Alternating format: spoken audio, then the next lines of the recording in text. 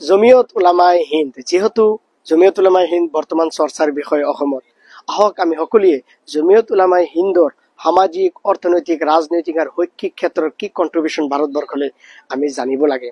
সেইকাৰণে সকলো শিক্ষিত যুৱক যুৱতী ভাই ভনীসকলক মই বিনম্ৰভাৱে অনুৰোধ কৰিম, আজিকালি সায়েন্স এণ্ড টেকনলজিকৰ যুগ। আমাৰ স্মার্টফোন আছে, এন্ড্রয়েড আছে, আইফোন আছে, আইপ্যাড আছে, ল্যাপটপ আছে, কম্পিউটার আছে, ChatGPT আছে। জাস্ট আমি গুগলে সার্চ কৰিলে আমি পাম ইয়াৰ ইতিহাস কি, ইয়াৰ সামাজিক, অৰ্থনৈতিক, ৰাজনৈতিক আৰু শৈক্ষিক ক্ষেত্ৰত কন্ট্ৰিবিউশন কি ভাৰতবৰ্ষলৈ। জমিয়ত উলামায়ে হিন্দৰ যি কন্ট্ৰিবিউশন, ইয়াত ইষ্টাব্লিছ হৈছিল 1919ত, কিন্তু ইয়াৰ ফাউণ্ডিং ফাদাৰ্ছসকলৰ যি কন্ট্ৰিবিউশন ইয়াৰ আগৰ পৰাই। আপোনাৰ ইণ্ডিয়ান নেশ্যনেল কংগ্ৰেছ ইষ্টাব্লিছ হৈছিল 1885ৰ 28 ডিচেম্বৰ মুম্বাইত, কিন্তু জমিয়ত উলামায়ে হিন্দৰ ফাউণ্ডিং ফাদাৰ্ছসকলে, ইয়াৰ মেম্বাৰসকলে ইয়াৰ আগৰ পৰাই ব্ৰিটিছ খেদা আন্দোলনত জড়িত হৈ গৈছিল। চিপাহী বিদ্ৰোহ 1857ত এই মৌলানা ফজলুল হক খৈৰাবাদীয়ে আপোনাৰ কি কৰিছিল, ফতোয়া জাৰি কৰিছিল, অৰ্থাৎ ফৰমান জাৰি কৰিছিল ব্ৰিটিছৰ বিৰুদ্ধে লড়াৰ কাৰণে, আৰু সেই সময়ত প্ৰায় মোৰ দেন 10,000 উলামাসকলে শ্বহীদ হৈছিলে। 2 নম্বৰ কথাটো হ'ল, এইসকল ব্যক্তি আৰু মাদানী বংশৰ হুছেইন আহমদ মাদানী, আৰশাদ মাদানী, মাহমুদ মাদানী, মাহমুদুল হাছান দেওবন্দী, এইসকল ব্যক্তিৰ বিষয়ে কিবা কোৱাৰ আগতে আমি চৰ্চা কৰিব লাগে, ইতিহাস জানিব লাগে, সিহঁতৰ বিষয়ে ষ্টাডি কৰিব লাগে। আমি দুনিয়াৰ পৰা গুচি যাম, কিন্তু সিহঁতৰ নাম ইতিহাসত থাকিব। যেতিয়ালৈকে ভাৰতবৰ্ষ থাকিব, পুৰা বিশ্ব থাকিব, পুৰা ব্ৰহ্মাণ্ড থাকিব, তেখেতসকলৰ নাম থাকিব, কিন্তু আপোনাৰ আমাৰ নাম নাথাকিব পাৰে ইতিহাসত। সেইকাৰণে সিহঁতৰ ব্যক্তিৰ বিষয়ে আমাৰ কাৰণে জানাৰ বহুত জৰুৰী।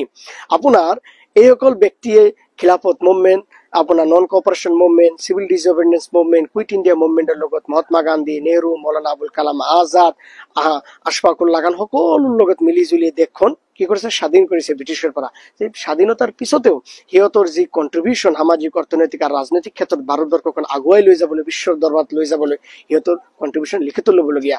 আৰু ভাৰতবৰ্ষৰ স্বাধীনতাৰ পিছত আপোনাৰ হুছেইন আহমদ মাদানী নামত, হজৰত মোহানী নামত ডাক্কাটো ওলাইছিল।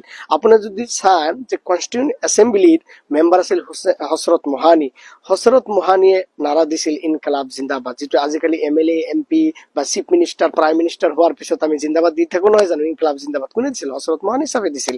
আৰু হজৰত মোহানী কনষ্টিটিউণ্ট এছেম্বলি মেম্বাৰ আছিল, তেখেতৰ লগত বাবা চাহেব আম্বেদকাৰ ফটো আছে, আপোনালোকে চাব পাৰে গুগলত। সেইকাৰণে আমি সকলোৱে এই বিষয়ে ষ্টাডি কৰিব লাগে যে ইণ্ডিয়ান নেশ্যনেল কংগ্ৰেছ আৰু আপোনাৰ জমিয়ত উলামায়ে হিন্দে মিলি জুলি সকলো আপোনাৰ জাতি, ধৰ্ম, বৰ্ণ নিৰ্বিশেষে হিন্দু, মুছলিম, শিখ, ইছাই, বৌদ্ধ, জৈন, দলিত, ট্ৰাইবেল সকলোৱে মিলি জুলি, মেল ফিমেল সকলোৱে মিলি জুলি ভাৰতবৰ্ষখন স্বাধীন কৰিছিল। সেইকাৰণে আমি সকলোকে বিনম্ৰভাৱে অনুৰোধ কৰিম, এই বিষয়ে আমি ষ্টাডি কৰিব লাগে। এতিয়া আকৌ যদি কোনোবাই दिल और दिमाग में अगर गहन लग चुकी है तो उसको समझाना बहुत मुश्किल है। मैं क्यों, पूरा दुनिया नहीं समझ पाएंगे उसको और समझा नहीं पाएंगे। तो इसलिए मैं गुजारिश करना चाहता हूँ, आइए अभी हम लोग थोड़ा स्टडी करते हैं गूगल के जरिए और किताब के जरिए, ठीक है ना। Thank you very much.